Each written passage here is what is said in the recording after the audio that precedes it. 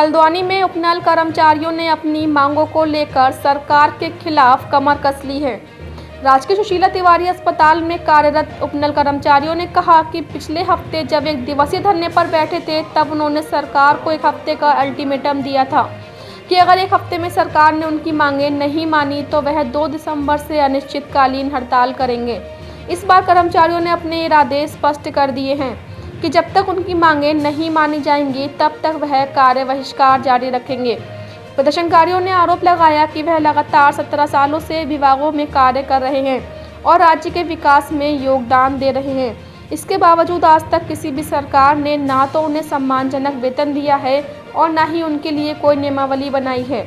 उन्होंने कहा कि साल 2018 में नैनीताल हाई कोर्ट ने कर्मचारियों के हित में फैसला दिया था। ये फैसला आने के बाद कर्मचारियों में अपने हित में एक उम्मीद की किरण जगी थी, लेकिन राज्य सरकार ने कर्मचारियों के हित को नजरअंदाज करते हुए सुप्रीम कोर्ट में उनके खिलाफ SLP दायर कर दी। कर्मचारियों ने कहा कि सरकार के इस निर्णय से उनमें घोर आक्रोश है और अपने परिवार के साथ सड़कों पर उतरने के लिए तैयार हैं। सरकार के लिए तो हम केवल इतना ही कहना चाहते हैं कि वो हमारी तरफ ध्यान क्यों नहीं दे रही है। हम इतने सालों से संघर्ष कर रहे हैं और कोविड काल में भी हमने इतनी मेहनत की हुई है, हमने अपनी जान जोखिम में डाल करके इनके चरणों पे लगा दिया है सरकार के हर तरह से बिल्कुल। फिर भी सरकार हमारी तरफ को बिल्कुल ध्यान आकर्षित नहीं कर रही है। अपना आशाओं के संग इन्होंने अच्छा किया और शिक्षा मित्रों के संग अच्छा किया है। हम लोग यहाँ पे इतने सालों से कार्यरत हैं, को 15-15, 20-20 साल हो गए हैं और फिर भी सरकार का ध्यान हमारी तरफ को आकर्षित नहीं है। आखिर क्यों? यही हम सरकार से पूछना चाहते हैं। प्रत्येक बार कैबिनेट में यही आता मसला, इस बार आएगा, इस बार आएगा, इस बार आएगा, होते होते 5-6 बार कैबिनेट हो चुकी है। उसके बाद अब सरकार ने आज तक कैबिनेट बोलती सरकार, अब इन्होंने कोर्ट का मामला डाल दिया। सुप्रीम कोर्ट से ऐसा हो गया, हाई कोर्ट से ऐसा, कोर्ट भी इनकी है, सरकार भी इनकी, मंत्री इनके हैं, कर्मचारी इनके नहीं है, बस हो गया। कर्मचारियों के संग इनका छलावा बढ़ता जा रहा है दिन पर दिन।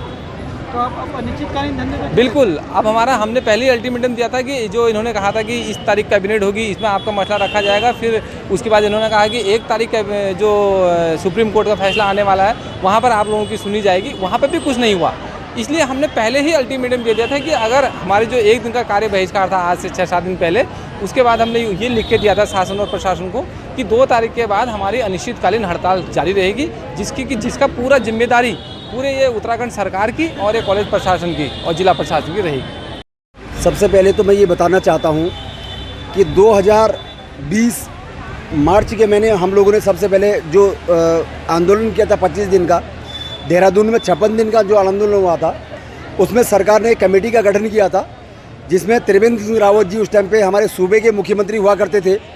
इनने एक कमेटी बनाई थी जिसमें उपनल कर्मचारियों की नियमितीकरण और समान कार्य समान वेतन की मांगों को अतिशीघ्र पूरा किया जाएगा।